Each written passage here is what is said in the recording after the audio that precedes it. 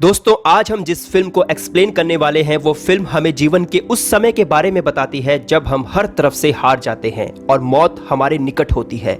ये कहानी एरन रेल्स्टन की है जो 127 घंटे तक मृत्यु और जीवन के बीच फंसा रहा। भूख, प्यास, तकलीफ, इन सब से लड़ते लड़ते एरन के साथ अंत में क्या हुआ, आइए इस सच्ची घटना को जानते हैं।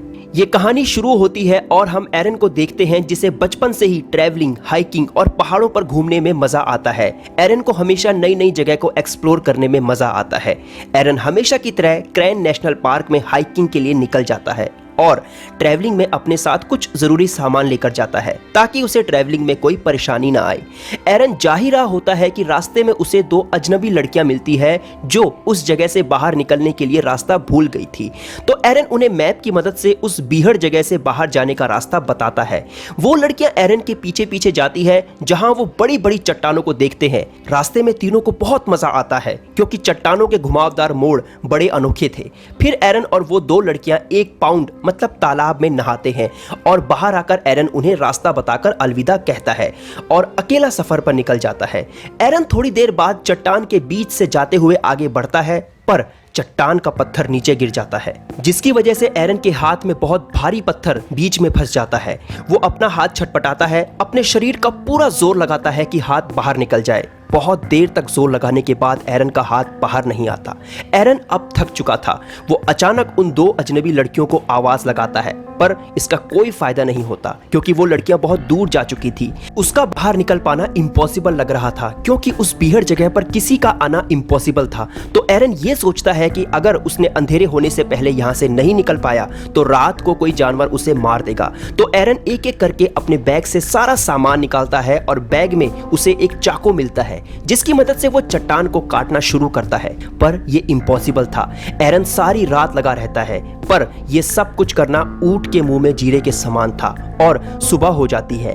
अगली सुबह एरन की बेहोशी में आंख खुलती है पर एरन को 26 घंटे हो गए थे। एरन अपने बैग में से कैमरा निकालता है और कैमरे की मदद से अपनी सिचुएशन को रिकॉर्ड करता है कि अगर वो कल के दिन मर गया तो उसके परिवार वाले उसे देखेंगे कि वो किस सिचुएशन में था। अगली रात एरन को बहुत भूख लगती है। वो बैग में पड़ा खाना खाने लगता है और अपने परिवार वालों को याद करता है कि अगर वो जाने से पहले किसी को बता देता तो शायद कोई उसे लेने आ जाता। उसके बाद एरन फिर से एक कोशिश करता है और वो रस्सी से पत्थर को निकालता है और पत्थर पर कोई असर नहीं होता। एरन रोता है और वो आखिरी पानी का घूंट भी पी जाता है। एरन अब अपने यूरिन को इकट्ठा करता है और उसे एक बोतल में स्टोर कर लेता है। उसका यहाँ से निकल पाना इम्पॉसिबल लग रहा था। उसको बस अब एक ही उपाय लग रहा था कि वो बस अपना हाथ काट ले और यहाँ से चला जाए। इसके बाद एरन चाकू की मदद से हाथ काटता है पर चाकू की धार बेकार हो गई थी चट्टान पर चलाते चलाते। बस उसे दर्द हो रहा था, हाथ नहीं कट रहा था।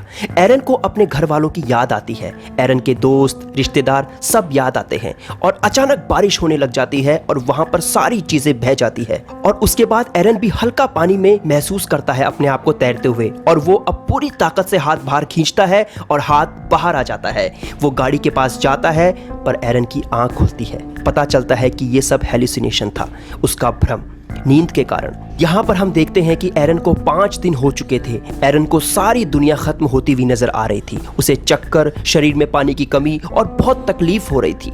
तकलीफ इतनी कि एरन को लग रहा था कि जैसे वो अब पूरी तरह से खत्म होने वाला है। वो आखिरी वक्त में कैमरा निकालता है और अपने पेरेंट्स को एक मैसेज रिकॉर्ड करके देता है ताकि उसके मरने के बाद उसके पेरेंट्स उसे देख पाएं। एरन चाकू से अपने हाथ को काटने लगता है क्योंकि यही आखिरी उम्मीद थी। बस चाकू की धार खत्म हो गई थी। वो हड्डी नहीं काट पाता और ना उसमें इतनी जान थी। एरन को अब अजीब अजीब से दृश्य आने लगे थे दिमाग में, जैसे उसका बेटा वो उस जगह पर है जहां उसने कल्पना भी नहीं की थी। और इस शक्ति से एरन हाथ को ऊपर की तरफ खींचने लगता है और खींचने के बाद एरन का हाथ टूट जाता है और एरन बचे हुए मांस को चाकू से काटता है और एरन अपने कटे हुए हाथ को एक कपड़े से बांधता है और बाहर आकर वो 6वें दिन जमीन पर पांव रखता है। वो एक गंदे पानी जहां कीड़े बह रहे थे वो उस गंदे पानी को पी जाता है। एरन के पास इतनी भी ताकत नहीं थी कि वो चल सके, पर एरन पूरी ताकत की मदद से वहां से भागने लगता है और उसे कुछ लोग दिखाई देते हैं, वो भी हाइकिंग के लिए यहाँ पर आए थे।